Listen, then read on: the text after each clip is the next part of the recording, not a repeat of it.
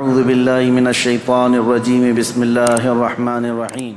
اللہ کے نبی صلی اللہ تعالیٰ علیہ وسلم کے میرے عزیزوں، ان کے علاوہ جو معجزات بڑے ہیں، جس کو شق القمر کا معجزہ کہا گیا ہے اور رد شمس کا معجزہ کہا گیا ہے۔ شق القمر چاند کے ٹکڑے کر دینا، رد شمس سورج کو پھیر دینا، یہ بڑے معجزات میں سے ہے جن کے تذکرے احادیث کی کتابوں میں ہے اور صحیح احادیث میں موجود ہے۔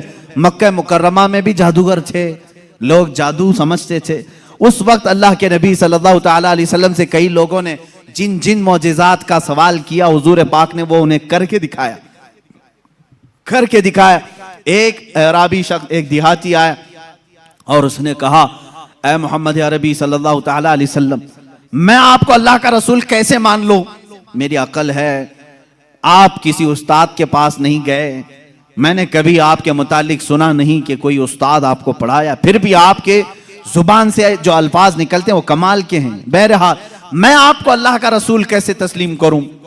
حضور پاک صلی اللہ تعالیٰ علیہ وسلم نے اس سے پوچھا کہ کیا میں تجھے یہ سامنے والے درخت سے کہلوا دوں کہ میں اللہ کا رسول ہوں، تو مان لے گا؟ اس نے کہا ہاں مان لوں گا، درخت بھلا بات بھی کر سکتا ہے۔ حضور پاک صلی اللہ علیہ وسلم نے فرمایا جا اس درخت سے کہہ دے اللہ کے رسول بلا رہے ہیں۔ حضور نے نہیں بلایا، اس دیہاتی سے کہا، یہ بات توجہ چاہتا ہوں، اس نقطے کو سمجھو، حضور حکم دے درخت آ جانا چاہیے نا۔ حضور نے فرمایا اس دیہاتی سے جو دیکھنے آیا تھا، جا تو خود بول کہ اللہ کے رسول بلا رہے ہیں۔ وہ گیا دیہاتی، درخت کو مخاطب کر کے کہا، اے درخت تجھے اللہ کے رسول بلا رہے ہیں۔ حدیث پاک میں وہ درخت اپنے جڑوں سمیت باہر آئے، کافی بڑا درخت ہے، اور جھومتے ہوئے جیسے پنڈلیوں پر انسان چلتا ہے بارگاہ مصطفیٰ میں آیا، اور ایسے جھکا جیسے انسان رکوع میں جھکتا ہے، اور اس کے بعد اس درخت سے آواز آنے لگی، اشہد انک رسول اللہ، گواہی دیتا ہوں کہ آپ اللہ کے رسول ہیں۔ اللہ کے نبی صلی اللہ علیہ وسلم نے فرمایا درخت تو اپنے مقام پر واپس چلا جا۔ وہ درخت پھر وہیں چلا گیا جہاں تھا وہیں۔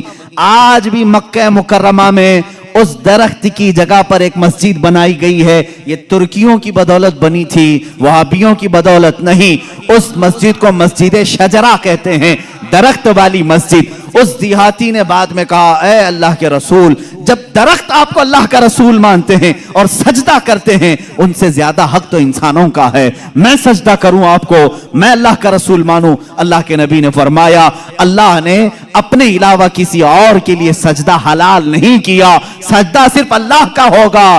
ہاں اس نے کلمہ طیبہ پڑھا اور ایمان لایا۔ میں یہاں بتانا چاہتا ہوں معجزہ وہ ہے رسول جو کہہ دے وہ ہو جائے، لیکن یہاں تو رسول نے درخت کو نہیں کہا، اس دیہاتی نے جا کر کہا، وہ بھی ابھی ایمان نہیں لایا تھا، ایمان لانے سے پہلے جا کر کہا، اے درخت تجھے رسول بلا رہے ہیں۔ پتا چلا رسول کا غلام جو ہوتا ہے، رسول سے جس کی نسبت ہو جائے، جس کا کنیکشن مضبوط ہو جائے، وہ بھی اگر مخلوقات کو حکم دے دے تو اس کے حکم کی وہ پابندی کرتے نظر آتے ہیں، اس کے حکم کی پابندی کرتے نظر درخت سے پوچھتے اگر تم، اے درخت کیا تو ایک دیہاتی کی بات مان کر اپنی زمین کی جڑوں سے نکل آیا؟ یہ دیہاتی بھلا ہے کون؟ تو اس کی بات کیسے مان لیا؟ تو درخت تمہیں اپنے عالم ارواح میں غالباً یہ جواب دے دے، وہ کہے گا نادان تو یہ نہ دیکھ کہ وہ دیہاتی مجھے بلانے آیا تھا، یہ دیکھ وہ کس کے حکم سے آیا تھا، جس کا حکم تھا اس کے حکم پر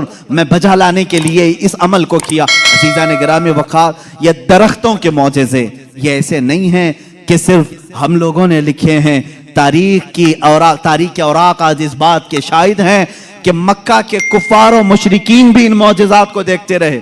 ان معجزات کو انہوں نے دیکھا، درخت کا نکل کر کے آنا، ہرن کا بات کرنا حضور سے، اونٹ کا بات کرنا، بھیڑیے کا گفتگو کرنا، یہ مکہ والوں نے سنا بھی ہے۔ ویڈیو کو لائک کر کے شیئر ضرور کر دینا۔